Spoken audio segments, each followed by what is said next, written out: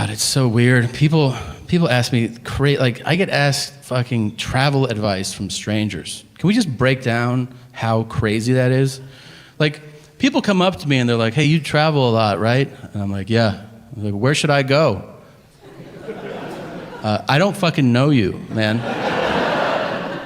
You ask travel advice to people who know you intimately. They know you well. They can guide you based on what they know about you. I mean, you don't ask strangers dining advice, right? Because you're like, hey, where should I eat tonight? I know I've never met you before in my life, but do you think you could give me a recommendation? Yeah, you should try this dim sum place. But then that person might go, oh, I hate the Asian world. And you're like, oh shit, I didn't know that about you. Like, yeah, I killed like 4 of them. Like, what are you, like a serial killer or something? Yeah. Now you're in an awkward conversation with a serial killer. Here's all I'm saying. I can't tell you where to go. I can tell you where not to go. Wherever they film the first 48 on A&E. Oh, if you're not familiar with the show, here's what it is. Camera crews follow real homicide detectives for the first 48 hours after a murder. And the reason that time distinction is so important is that after 48 hours, they give up on that murder. They're like, that's some old shit. What do you want to do today? You're like, how about you keep trying to solve that murder, man? That shit happened on Monday. It's Wednesday. We're not going to solve that shit. Really? There are so many amazing moments on that show. So many. A lot of the episodes take a similar path. I'm blown away, first of all, at how many times there's a witness to a murder. It's crazy. I always thought murders happen in dark alleys. Nobody saw shit. No. Every other episode, they're like, you see that shit? And the guy's like, I saw that shit, yeah. Where? Right fucking here. Really, I was standing here, and then he killed that dude there.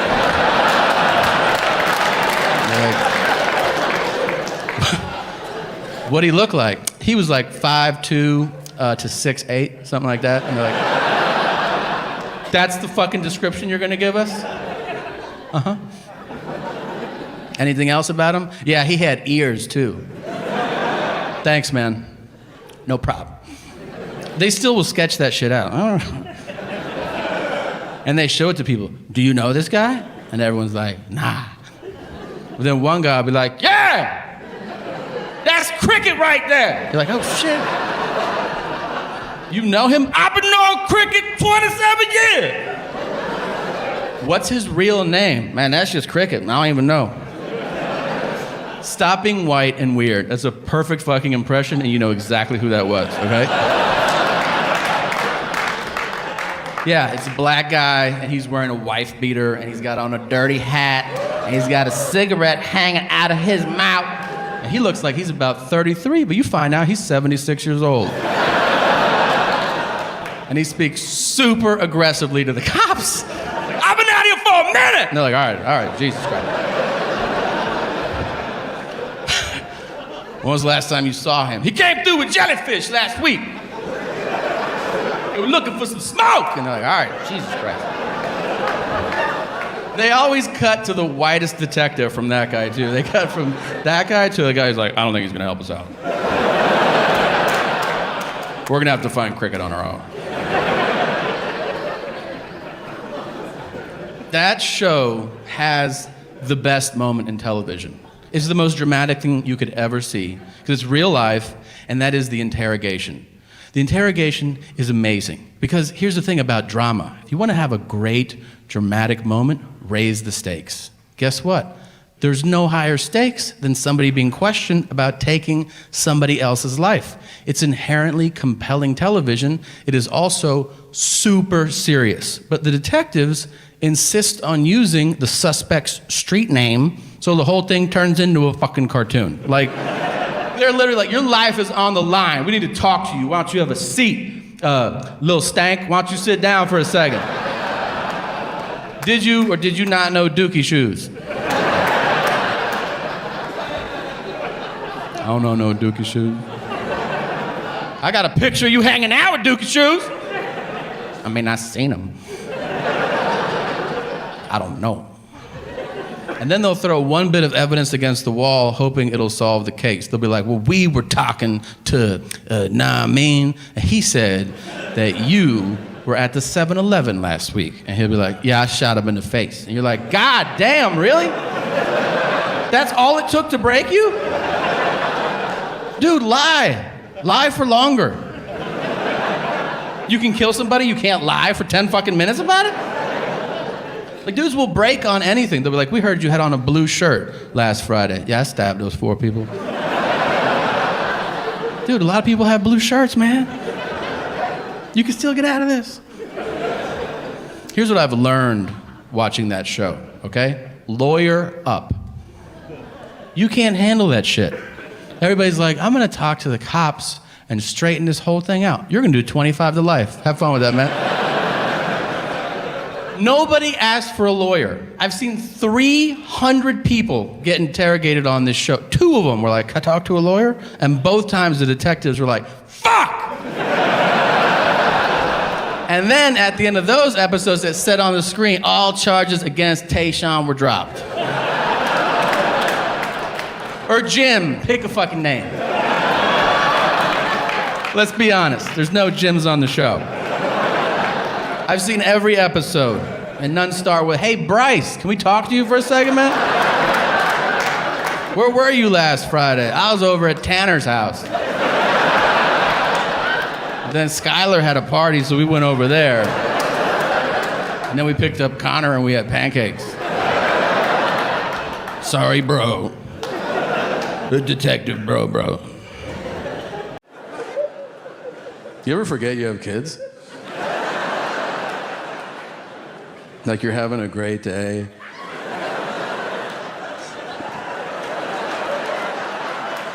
And then you're like, oh, fuck. I did do that. I was home for the first day of school this year. I took our youngest. He's in PK, pre-kindergarten. Cute little shit. I did drop-off. I don't mind doing drop-off.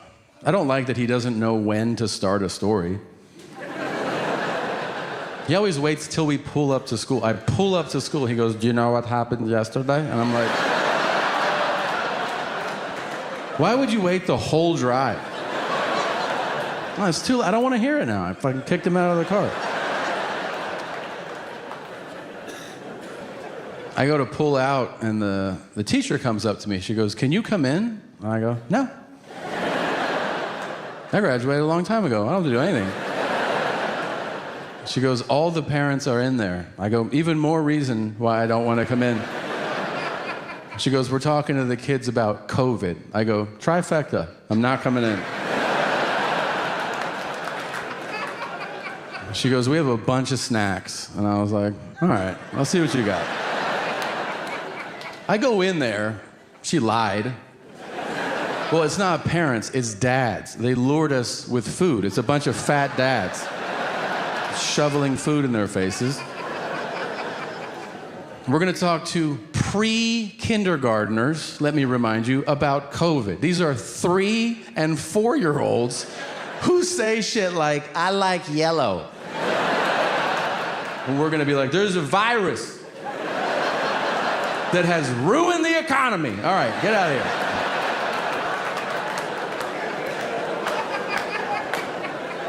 So she's like, who wants to go first? And I was like, hell no. I stood back, and this fucking dildo in boat shoes, he's like, I'll go. He goes, I learned that every day matters. I was like, all right. Good one, dork. And then the next dad, he goes, I learned that you never know what tomorrow might bring. I looked for his kid. I was like, is that your dad? And then I found my kid. I was like, don't play with that kid. You know? She goes, Mr. Segura, do you want to go next? I go, do you want me to go next? Okay, I'll go. Hey, kids. I learned If you really want to know the truth, I'll tell you the truth. Honestly, I learned that I didn't really wash my hands before. Because I didn't. That's what I've taken from these last few years. Remember, because when it first broke, when they were like, this is AIDS in the air, and you're like, wait, what? What did you say? How do you get it? And they're like, do you ever touch stuff? And you're like, all the time, yeah. Wash your hands. Okay. Do you ever open doors? The CDC asked, do you ever open doors?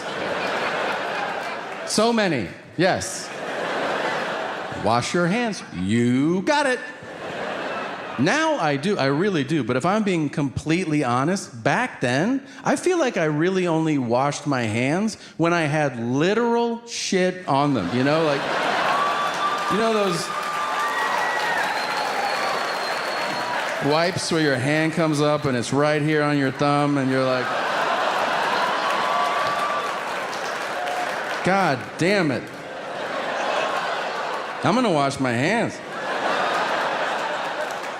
I'm not a fucking lunatic. I'm not gonna see that I'm busy. I'm gonna, you know, I'll give it a real scrub. But even then, I'll check my work after. I'll check to see if I did it. Some of you are lying. Oh, I hate when people, oh, that's never happened to me. Really? You've never had a sloppy Joe just fall out of you before? Or a cherry bomb, you know, those, and you're like, it's on both cheeks? How's it on both cheeks? Too many Brussels sprouts. That's how. Now, those will get you. I can't tell you where to go. I can tell you where not to go. Wherever they film the first 48 on A&E. Oh, if you're not familiar with the show, here's what it is. Camera crews follow real homicide detectives for the first 48 hours after a murder. And the reason that that time distinction is so important is that after 48 hours, they give up on that murder. They're like, that's some old shit. What do you want to do today? You're like, how about you keep trying to solve that murder, man? That shit happened on Monday. It's Wednesday. We're not going to solve that shit. Really. There are so many amazing moments on that show. So many. A lot of the episodes take a similar path. I'm blown away, first of all, at how many times there's a witness to a murder. It's crazy. I always thought murders happen in dark alleys. Nobody saw shit. No. Every other episode, they're like, you see that shit? And the guy's like, I saw that shit, yeah. Where? Right fucking here. Really, I was standing here, and then he killed that dude there. Like, what'd he look like? He was like 5'2" to 6'8", something like that. And they're like, that's the fucking description you're gonna give us? Uh-huh. Anything else about him? Yeah, he had ears too. Thanks, man. No problem. They still will sketch that shit out. I don't know. And they show it to people. Do you know this guy? And everyone's like, nah. But then one guy will be like, yeah! That's Cricket right there. You're like, oh shit. You know him? I've been knowing Cricket 27 years. What's his real name? Man, that's just Cricket. I don't even know. Stop being white and weird. That's a perfect fucking impression, and you know exactly who that was, okay? Yeah, it's a black guy, and he's wearing a wife beater, and he's got on a dirty hat, and he's got a cigarette hanging out of his mouth. And he looks like he's about 33, but you find out he's 76 years old. And he speaks super aggressively to the cops. I've been out here for a minute! And they're like, all right, Jesus Christ. When was the last time you saw him? He came through with jellyfish last week. They were looking for some smoke. And they're like, all right, Jesus Christ. They always cut to the whitest detective from that guy, too. They cut from that guy to the guy who's like, I don't think he's going to help us out. We're going to have to find Cricket on our own. That show has the best moment in television. It's the most dramatic thing you could ever see, because it's real life, and that is the interrogation. The interrogation is amazing, because here's the thing about drama. If you want to have a great, dramatic moment, raise the stakes. Guess what? There's no higher stakes than somebody being questioned about taking somebody else's life. It's inherently compelling television. It is also super serious. But the detectives insist on using the suspect's street name, so the whole thing turns into a fucking cartoon. Like, they're literally like, your life is on the line. We need to talk to you. Why don't you have a seat? Little stank, why don't you sit down for a second? Did you or did you not know Dookie Shoes? I don't know no Dookie Shoes. I got a picture of you hanging out with Dookie Shoes. I mean, I seen them. I don't know. And then they'll throw one bit of evidence against the wall, hoping it'll solve the case. They'll be like, well, we were talking to Naamin, and he said that you were at the 7-Eleven last week. And he'll be like, yeah, I shot him in the face. And you're like, God damn, really? That's all it took to break you?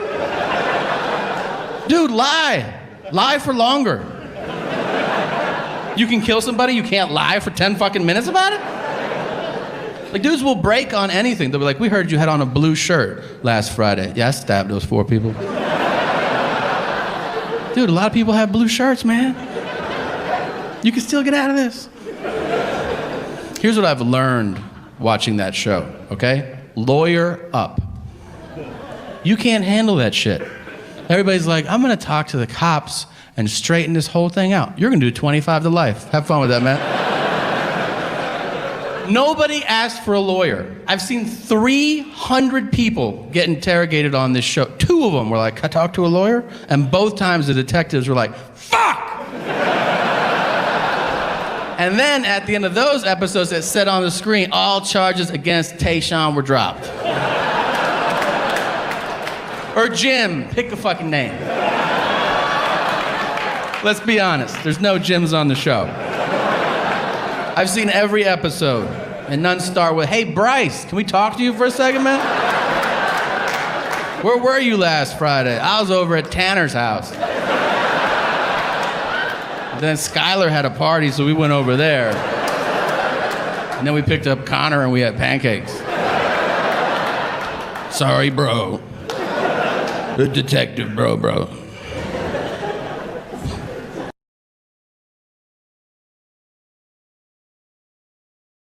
It's all the same cliche shit they said when we were kids, they now say as adults, right? They're like, oh, you watch too much TV, it'll rot your mind, or you can't learn anything from television, but that's not true. You can learn a lot from television. For instance, without television, I would have no idea that Steven Seagal is out of his fucking mind.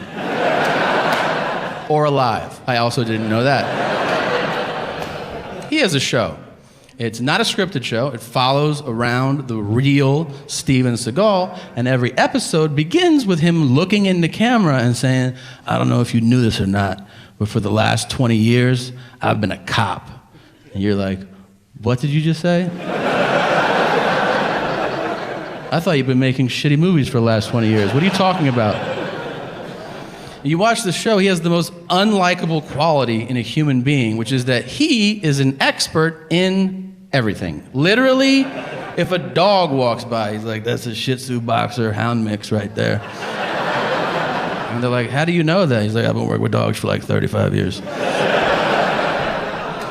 Then a helicopter flies by, and he's like, that's a HUB 106. And they're like, how do you know that? And he's like, I've been flying helicopters for like 47 years. Then he does the thing, though, that everybody does who knows something about everything. Everybody has a friend, no matter what you're doing. They know the history of it all. They know every topic, every fucking fact. If you're eating dinner, they're like, forks are from the Roman times, and they would sculpt them out of bark. And you're like, will you shut the fuck up and let me finish this, please? Seagal will do that too, but you know he's making it up. He'll be like, they also call that helicopter a skippy. And they're like, why? He goes, listen to it. Skip, skip, skip, skip, skip, skip, skip. That's bullshit. You made that shit up. No, seriously. It just blows my mind. It really does. That everybody in this room, everybody has this real world possibility in their lives. All of us. We could go tonight, if we wanted to, tonight. You could go to Louisiana. You could start a fight in a bar. And there is a real world possibility that Steven Seagal will arrest you. Isn't that insane to you? I've lost sleep over this shit. I mean, that's crazy. That's literally like if you leave here and you roll through a stop sign and then Sylvester Stallone is like, hey, roll it down. And you're like, get the fuck out of here. You work here? He's like, it's my passion, yeah. Will you say Adrian or something? Nah. It's nuts. You have to watch this show. He panders to every group according to race, knowing full well there's a camera crew following him around. He doesn't give a shit. If you're white, he's like, how's it going? All right. And then to black people, he's like, what's up, cuz? And they're like, hey, what's up? I'm holding you down, so holla if you need something. Okay. And then to all Latino, Spanish-speaking people, he insists on speaking horrifically broken Spanish, even if they start the conversation in English. If they're like, hey, yeah, I called 911, thank you for coming. The thing is, he's like, hola. Mucho queso.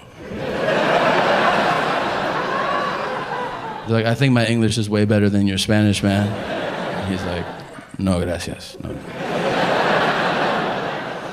And then to all Asian people, he bows, regardless of where he meets them.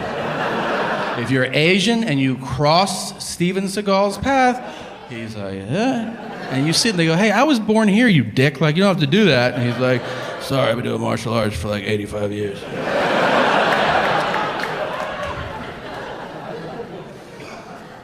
He trains other cops in hand-to-hand combat. I think that's infuriating. For those cops. It's not like we're hanging out. We're like, hey man, do you want to do like a couple shots and then go down the street? Steven Seagal is teaching people how to throw punches. And we're like, okay, yeah, let's fucking go. No, it's you're a cop and you show up at work and they're like, we're going to go over hand-to-hand combat today so you can protect yourself if you're in a really dangerous situation. You're like, oh, cool. Who'd you bring in to teach us? Like some Navy SEALs or Green Berets? And they go, no, we brought in Steven Seagal. And you're like, are we shooting a fucking movie this week or something? Like, okay, I'll pass, because that's ridiculous. I don't want to be a part of that. That's literally like if you're like at NASA, and they're like, all right, future astronauts, we're going to go over space exploration, and to get us started, why don't you welcome Captain Kirk? Come on out, man. And you're like, is he qualified to do this? And they're like, oh, you've seen him do all that shit. Yeah, he knows what he's talking about, man. He's been up there. They show him teaching people how to fight. It's horrible. He's bloated now. He doesn't have the same range of motion. He's like, everybody line up. If somebody throws a punch, you could block it like that.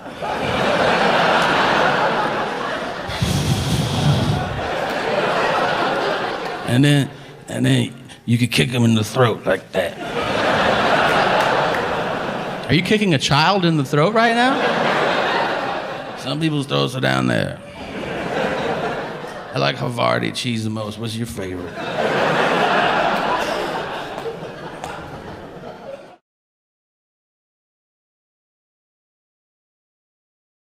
A few years ago, I was in Washington, D.C., and I was sharing a cab with a woman I didn't know. Never met her before in my life. We're splitting the cab. Midway through the ride, as I'm looking out my window, I hear the woman go, hey. And I thought she was gonna be like, hey, like you wanna fuck or something? And I was gonna be like, I can't, I'm married, so make it quick, all right? I look over, I'm like, what is it? And she goes, is this yours? And she's holding a wallet. And I go, no, it's not mine. And she goes, oh, it must be the previous rider's wallet. I'll just give it to the driver. And I go, don't do that. Look at him. He looks like a cab driver. He probably smokes crack every once in a while. You can't trust these guys. I go, give it to me. I'll get it back to the rightful owner. And she goes, really? And I go, yeah. She gives me the wallet. Now I feel obligated to find the owner. But here's the honest to God truth. I really want to. I've always dreamed about finding a wallet. I don't know why. I dreamed I would find a wallet. I would open it. It would have $1,000 in it. I would get it back to the rightful owner, and it would turn out to be like Will Smith. And then he'd be like, do you want a helicopter? And I'd be like, yeah. And I'd be like, I got a family in Denver. Do you like furniture? So I open this wallet. It has $2, a grocery store rewards card, and a community college ID. So I have found not Will Smith's wallet. But I still try to do the right thing. I call the grocery store, I explain the situation, and I go, can you help me out? And they go, no. We're a grocery store. We don't track people down. Eggs are on sale. Go fuck yourself. And I was like, cool, thank you for your help. Then I call the community college, and I speak to literally every department in the community college for 4.5 hours. Before I finally get a contact number, I call the number, and a man answers the phone who I can only imagine has never used a phone before. Because he actually answers the phone with a noise. So just to break this shit down, I don't know if you've ever used a phone before, but usually when you call someone and they pick it up, they say, hello? That's fucking it. That's what people say when they answer the phone. Maybe if they're in a bad mood, what? Those are the two options. This man answers the phone, picks it up, and he goes, And I go, hello? And he goes, And I go, I'm gonna talk, and then you talk. And he goes, yeah. Like it was the first time someone explained to him how fucking phone calls work. Up until that point, he's just like, that made a noise, I'm gonna make a noise too. So I go, hey, I found this wallet. I was given your number. I'm trying to return the wallet. And he says, it's probably my son's wallet. He's always losing shit because he's a piece of shit. That's the first thing. I don't even know how to respond. I'm like, I go, well, can I give him his shit back? He goes, he's a real asshole. And I go, we're talking about your son right now? And he goes, yeah, I don't think he's gonna amount to anything. And I go, Jesus Christ. I go, maybe he will amount to something if he gets his wallet back. And he goes, yeah, I'll let him know you called. And then he hangs up the phone without taking my information. So his plan is to go to his son and be like, some guy found your wallet. Hey, I don't fucking know. And he's like, walk away. So I'm super frustrated. I try to do the right thing, right? I forget about the wallet. A year goes by. A calendar year. I go back to DC. I go in town, I call a friend. We go to a restaurant, just a random restaurant. We sit down, and the waiter comes up to take our order, and I go, Justin? And he goes, how do you know my name? And I go, dude, I have your wallet. And he goes, oh, do you have it on you? I go, no, I don't fucking walk around with your wallet. I don't go, I got my wallet and I got Justin's wallet. Now I'm ready to go out. No, you fucking psycho. And he goes, do you want to hear about today's specials? And I go, do you want to acknowledge that this is an amazing moment in both of our lives? And he goes, what do you mean? What do I mean? I found your wallet in a cab in DC a year ago. I don't know how many cabs are here, but I think it's a lot. I got told no 100 times by 100 people trying to find you. My hotel room used to look like an episode of NCIS. There was pins and charts connecting shit to each other. I spoke to your father, who's not a fan. I don't know if you knew that or not. I come to a restaurant at random. I get seated in your section, and I recognize you from your ID that's burned into my memory. You don't think that's fucking amazing? And he goes, we have a prime rib special, we also have a penne pasta. I can't eat. I'm like, what the fuck? He comes by, I go, look, I don't want to make a big thing here, but I do remember that I have your wallet in my bag in my hotel room. If you want to come by, I will give you your wallet. And he goes, okay. I go back to the hotel, I hear a knock at the door, and now I'm expecting him to lose his shit. I think the situation merits freaking the fuck out. I think he was playing it cool, and now he's gonna be like, I didn't want to say this earlier, we should open a surf shop in Maui together. You know, or like, this is my newborn son, I want you to have him, like that shit. So I hear a knock at the door, I open the door, I'm like, hey, and he goes, hey, you got my wallet? And I go, yeah. And I give it to him, and he goes, cool. And he turns around, and he walks away. No. It's not cool. So I open the door, and I see him about to get on the elevator. I go, hey, Justin! And he goes, yeah. And I go, your dad's right. You're a fucking asshole, and you're never going to amount to anything. And I shut the fucking door. You know, you do it differently than on the way I do it, but I totally respect your commitment to the craft.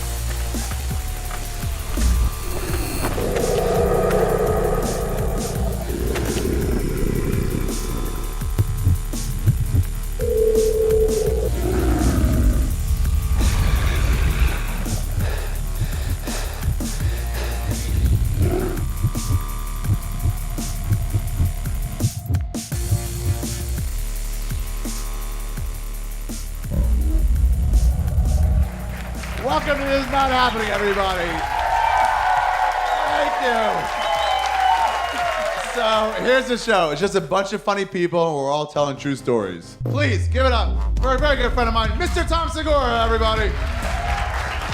All right. I don't know if you guys know this or not, but comedians' lives are lonely. It's a lonely existence. I mean, you're in airports and hotels and cities with strangers every week. It gets lonely, like it really does. Like you can only masturbate like so many times before you're like, I gotta get something to eat, you know? Like, it's one of those things. You gotta find something to boost you up. You know what's the biggest boost, the biggest spark when you're on the road is actually running into another comedian. It's the best. I can't even describe it to you. It's the one thing that you're like, yes. If it's a comedian you already know, it's like a reunion. If it's a comedian you've never met, there's so much excitement at the potential. You're like, oh, is he gonna be weird? Is he gonna be hilarious? Is it gonna be hilarious how weird he is? Like there's so much there. You know, it's how I imagine serial killers feel when they meet each other the first time. They're like, you know, you do it differently than on the way I do it, but I totally respect your commitment to the craft. Like, you keep their toes in jars. That's nuts. That's awesome. So, I'm at the airport, and I'm waiting to board a flight.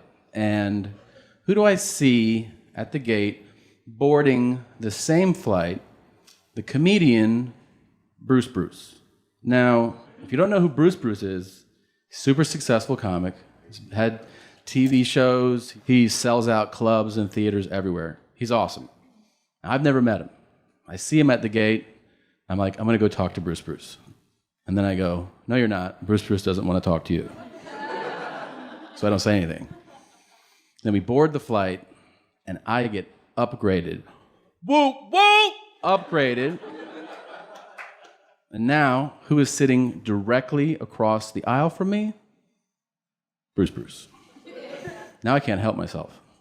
Now I have to say something. So I introduced myself to Bruce. Now, for this to really make sense to you, if you don't know who he is, I have to paint a picture, okay? Bruce is black, he has dreads, and he's a big boy, all right? Like when you say your name twice, there's a lot of you. Bruce is like 4 bills, okay? So, I might name myself Tom if I gain another 100 pounds. So, I'm sitting across the aisle from Bruce, and I introduce myself, and he could not be nicer. Just to give you an idea of his status, we're at the gate on this plane, and the flight attendant announces that we're stuck at the gate. And she says, you can get off if you want to, Just take your boarding pass with you, and then you can get back on. So as I'm talking to him and they say that, I go, I'm not getting off. And he goes, I'm not getting off. And then a woman, a passenger from the back of the plane, walks up, and she leans down to him, and she goes, I'm getting off. Is there anything you want or need? And he goes, I would love some candy. And she goes, candy? And he goes, Twix, Skittles, shit like that. And then she gets off the plane, and I go, who is that? And he goes, I don't know. And I'm like, are strangers just buying you candy? And he goes, yeah. Like, that's Bruce status, okay? So we keep talking. We start talking about gigs that we've done, and we start talking about comedians and who's funny, who are the funniest comics ever. And we start literally listing comedians through time. Like, we start with, like, Lenny Bruce and Dick Gregory, and we talk about George Carlin and Richard Pryor, all the way through Eddie Murphy, and then to today, you know, Kevin Hart and Dave Attell. And then Bruce says, that's all good, but do you know who the funniest cat of all time is? Now, I think it's a setup. I think he's gonna be like, it's me, bitch. I'm the funny, like, it's like that, right? That's what I think it's gonna be. And I'm gonna let him have it. So I go, nah, like, who's the funniest cat of all time? And he goes, Andy Griffith. And I go, what? And he goes, Andy Griffith.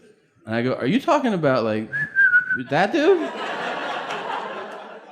And he goes, yeah, you ever been to the Andy Griffith Museum before? And I go, what kind of question is that? No, of course not, man.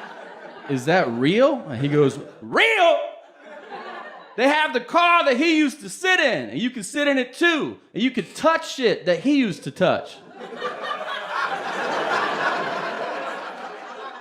And he goes, did you ever see episode 215 of the Andy Griffith Show?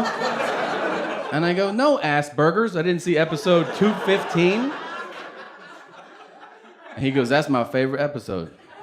It originally aired March 13th, 1967. And I go, are you fucking with me right now? And he goes,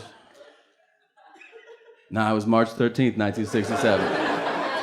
And then he ate Twix, and he didn't talk to me for the rest of the flight.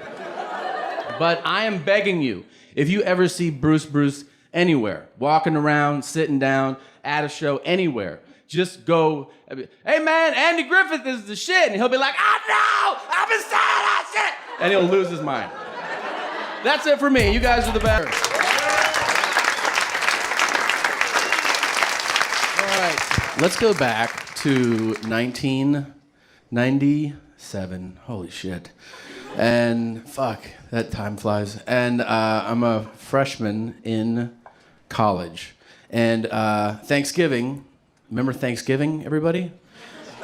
That's the first time that you go, usually back home. That's your first break in your freshman year.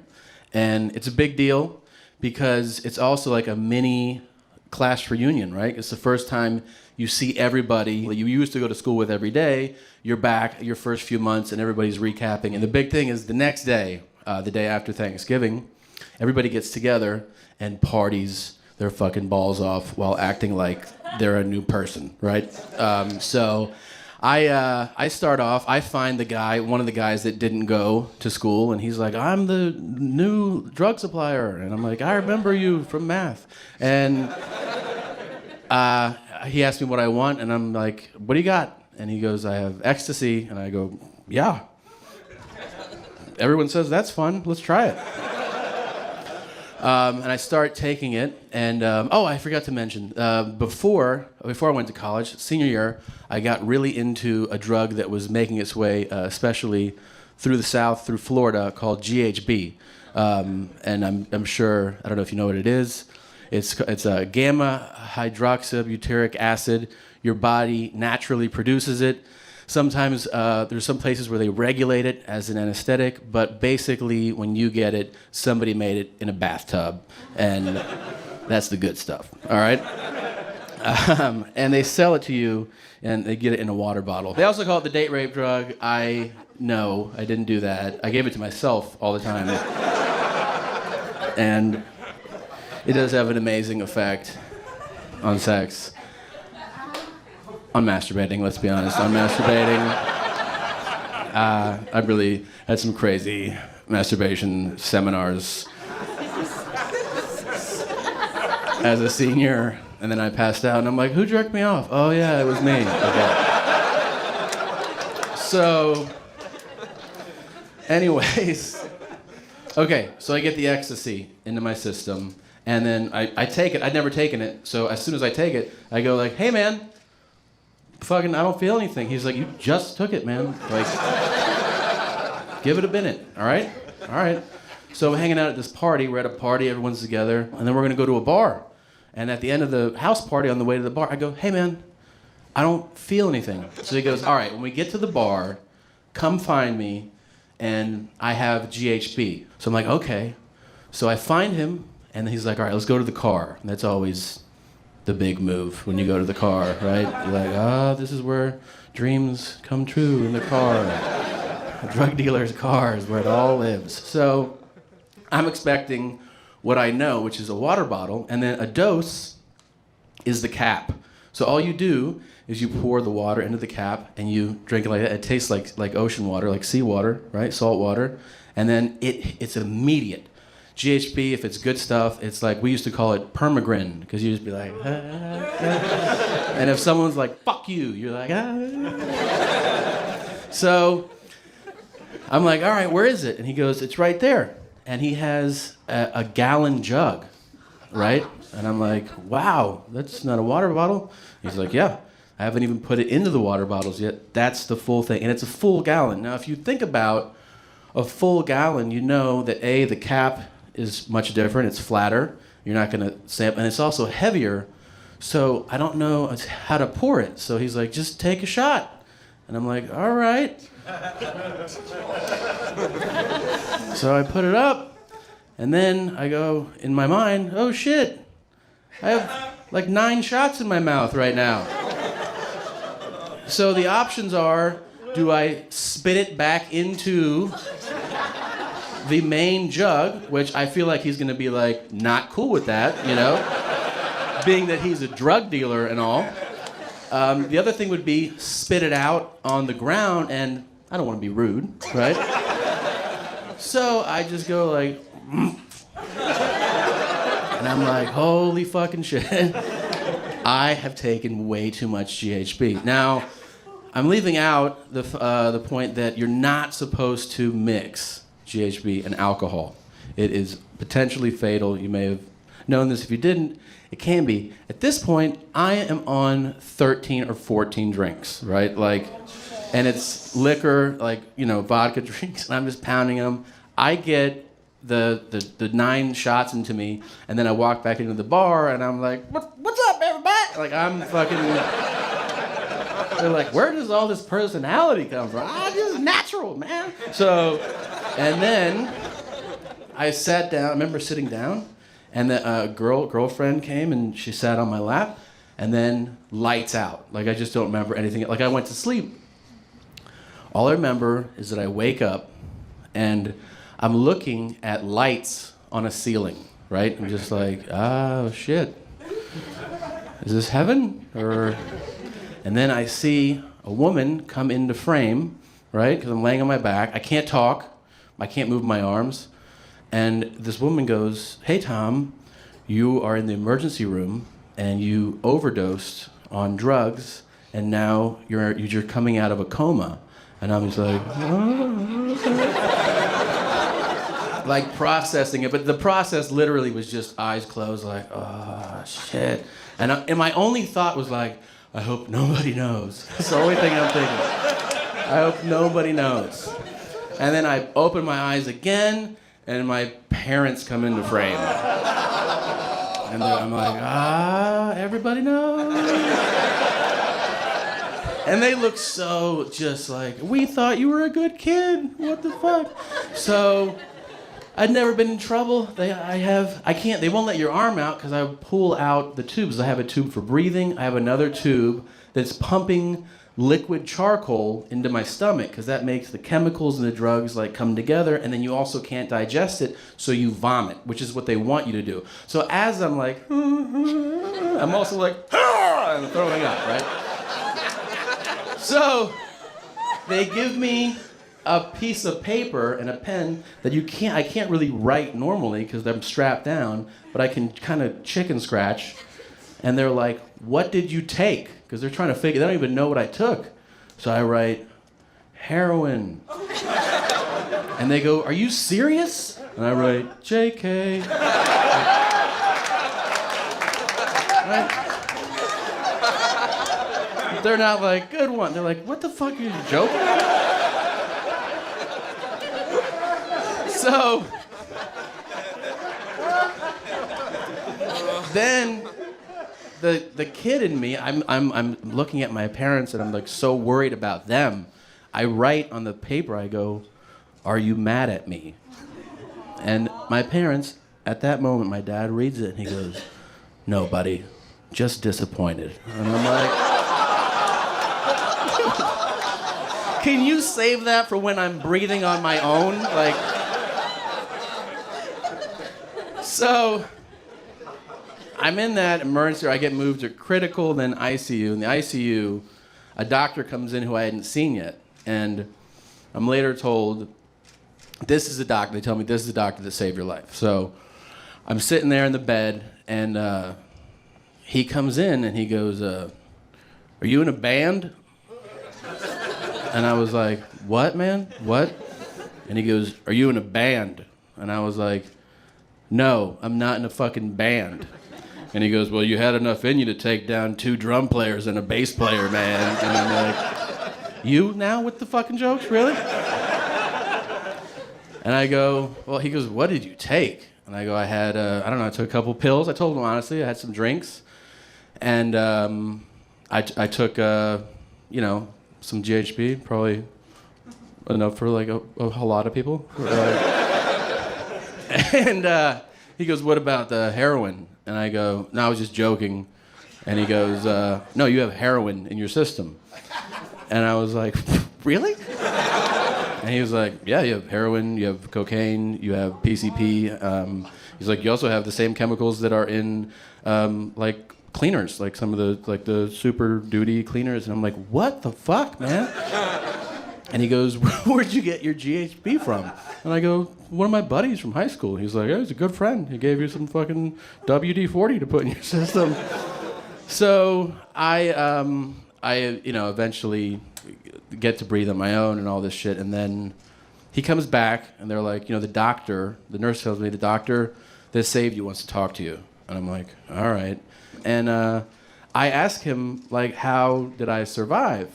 And he was like, honestly, because you're fat. Like, you're pretty fat. And I was like, what, man? And he goes, I mean, a smaller person would definitely, like a 120-pound person would die halfway through this. This is just one of the only times where it's good to be fat, right now. And that's, yeah. That's why I still haven't lost the weight, you guys.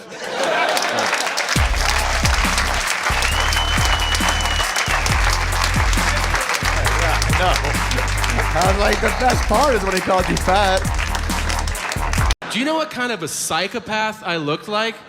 Walking through a porn store with a grocery list, like...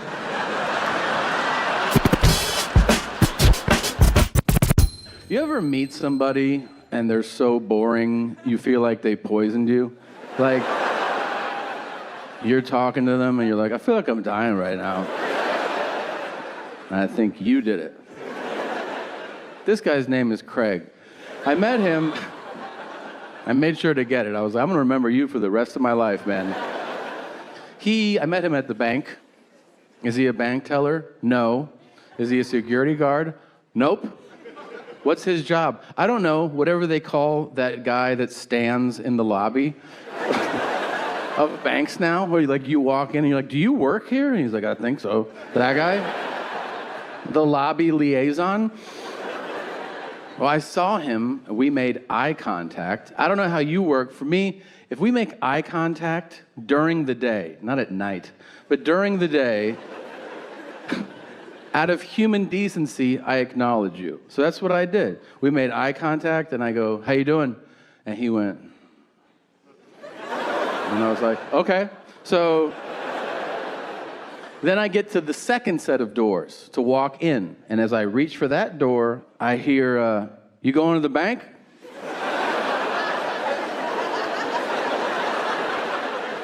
I go, is this still a bank? He goes, yeah. I go, I'd like to. And he goes, go for it. And I was like, okay, thanks. And then I reach back, and he goes, I'm going to Virginia next week. Are you telling me that? He goes, you said, how you doing when you got here. I had to think about it. That's what I'm doing. I go, that's the craziest shit I've ever heard anybody say. And also not how that question works, but all right. And now I reach back, and he goes, yeah, my sister lives there. And I'm like, how long she lived there? Now I'm roped in. He goes, 15 years. And I go, you've never been? And he goes, uh-uh. Now I'm starting to look at him like, hey, man, do you drive to work or does somebody drop you off? You know what I mean?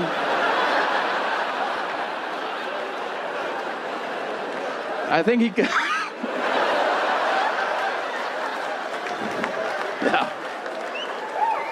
I think he could see it in my face because out of nowhere he goes, I drive. I was like, that's cool, man. That's cool. I drive too, that's crazy. I got to get in here. He goes, yeah, we're going to check out D.C. and we're going to see some monuments. I go, I would love to hear about it, but I have to make a deposit. He goes, well, I'll be here when you walk out. I go, you motherfucker.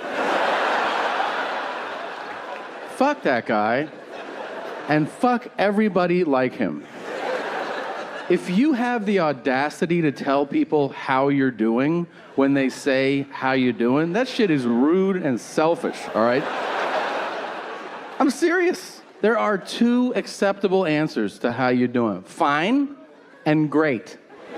And if you're miserable, you say fine. You don't burden people with your real world problems during a courteous exchange. When I was a freshman in college, I looked like this. I looked 47 years old.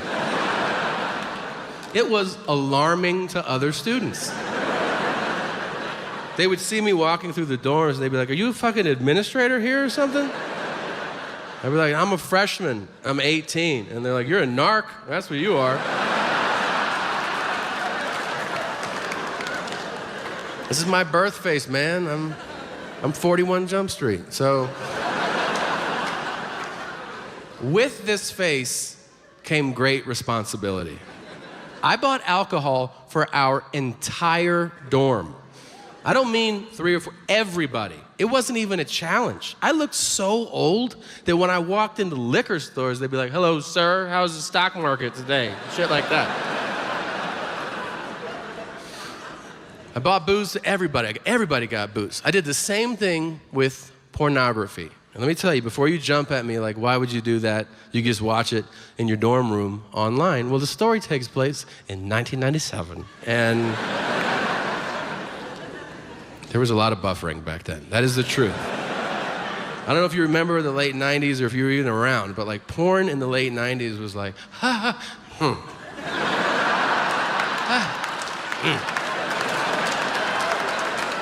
Who am I kidding? I use my right hand, so, Now, keep in mind, I'm not buying porn for a couple buddies. It is for an entire building of 18-year-old freshman dudes in college. You can't wrap your head around how massive and specific these orders were.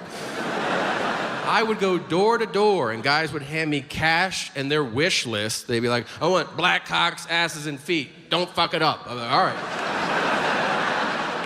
Do you know what kind of a psychopath I looked like? Walking through a porn store with a grocery list, like... Mom said not to forget.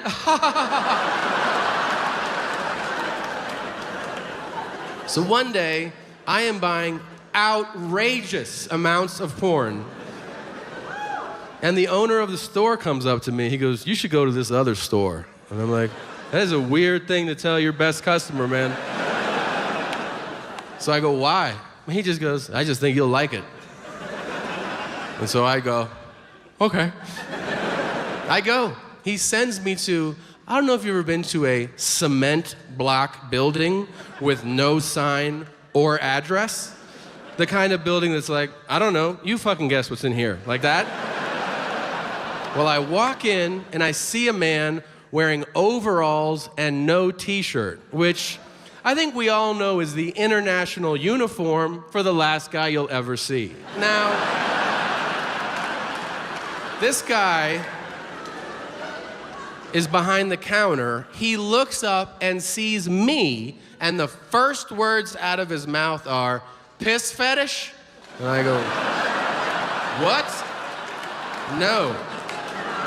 And he goes, "Oh, I got a full bladder. Don't want to waste it." And I go, "What the fuck?"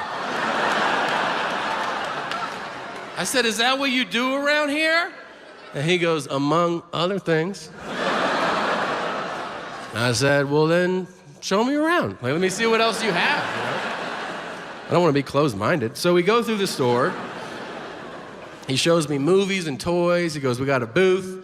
You can put in a quarter." And I go, "Yeah, I got it." He goes, "But this here's our VIP. And you'll notice there's a hole in the wall. And if you're standing in there, someone might stick their finger through that hole. And they'll go just like this. And if you want to, you stick your prick in that hole and someone will suck it on the other side." And my dumbass goes, "Is it a guy or a girl?" He goes, "You see any other cars in that parking lot, Junior?"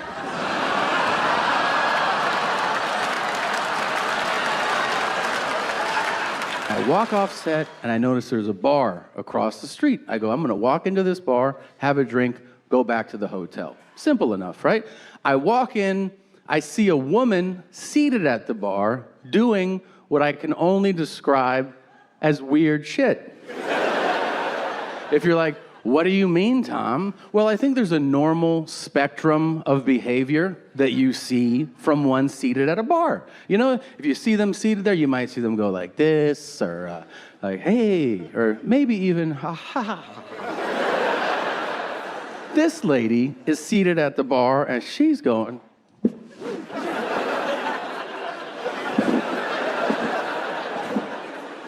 I'm like, is she making fudge? What is she doing over there? I also notice it late. Like, I notice it as I'm walking past it. That happens sometimes, right? Like, you walk, you see something as you're passing it, you're like, "That's some crazy shit," and you keep walking, and then you're like, "I need to see that again. I don't know how I'm gonna see it again."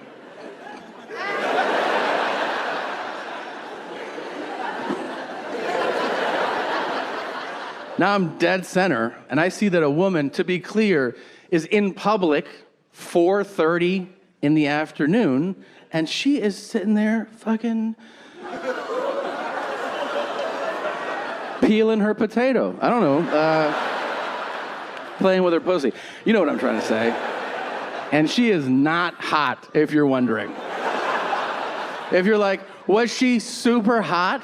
No, she wasn't. And because of that, I tattletaled immediately. You know what's up. So I go to the bouncer, I go, "Excuse me. That not model over there is diddling herself at the bar." And this big yoked dude looks, and he goes, I go, "Yeah, talk to her." And he goes, "Mm-mm." I'm like, "Excuse me?" He goes, "I don't want anything to do with that shit."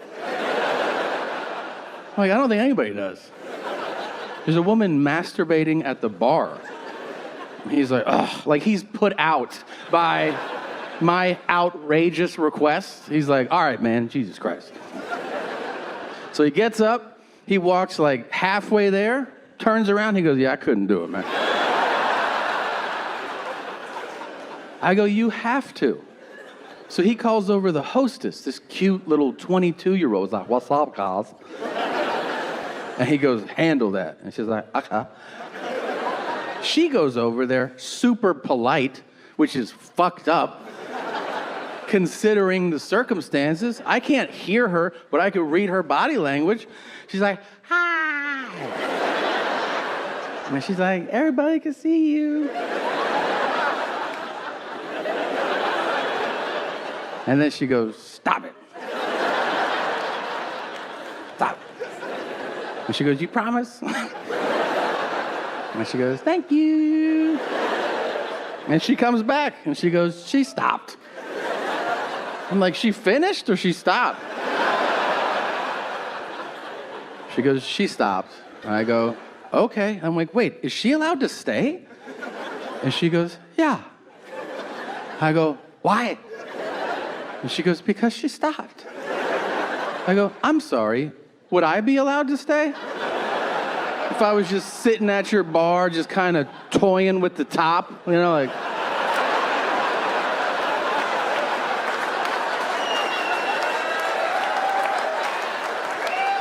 Would you tap me on the shoulder and be like, excuse me, will you put your leaky dick back into your pants? Thanks, you want some chicken fingers or Sprite or something? I say, you call the SWAT team and they would rappel into the building. Someone would crack my fucking head on the side of the bar and you'd have a parade as my corpse was carried out. As she goes, you're right about that. But we as a nation, we have been traumatized by these horrific laws and people being imprisoned for having weed. And it highlights the absurdity of not only it having been illegal and so crazy for so many years, but also highlights how the next generation will not believe our stories about it at all.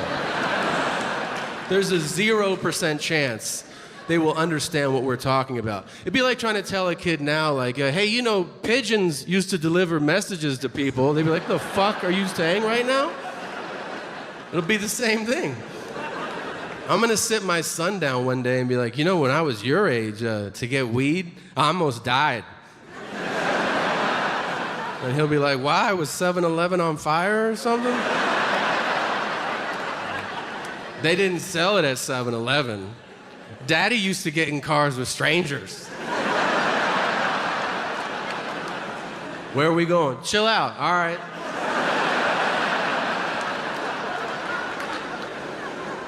And 3-hour round trips to buy weed. And if you're like, oh, what kind of weight were you moving? $20 worth of marijuana? That kind of major shit? I bought weed from a dude in a standalone trailer one time. Not a trailer park, a solo trailer. The most terrifying housing situation that exists. Like where other trailer people are like, get the fuck out of here, and they kick him out. I just walk up to that shit, 15. And this dude's like, you trying to get a sack? I was like, oh shit, yeah. He goes, we could go do that. I was like, all right, cool. And he goes, we just need to go get it. I was like, you don't fucking have it? Isn't that your sole responsibility? So I tried to play cool. I was like, all right, let's go get it. He goes, I'll go get it. You stay here and watch my place. And I was like, okay. And he goes, there's a .357 and a shotgun on my bed. Anybody comes in here, blast them. Inside, paralysis. But what I said was, that's what's up. Like, yeah, man.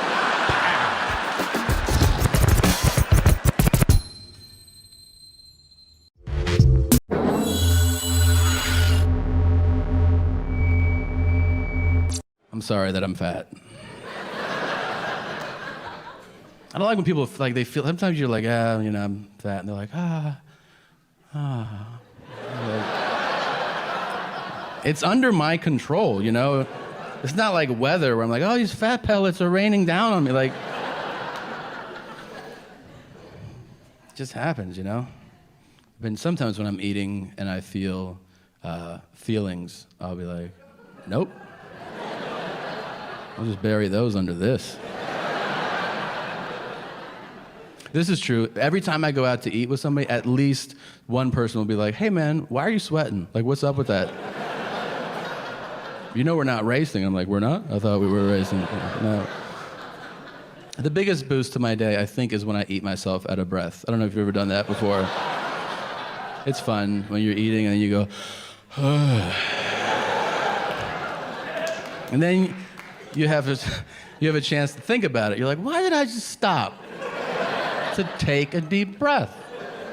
Oh yeah, my body also needs air. You fat fucking turd.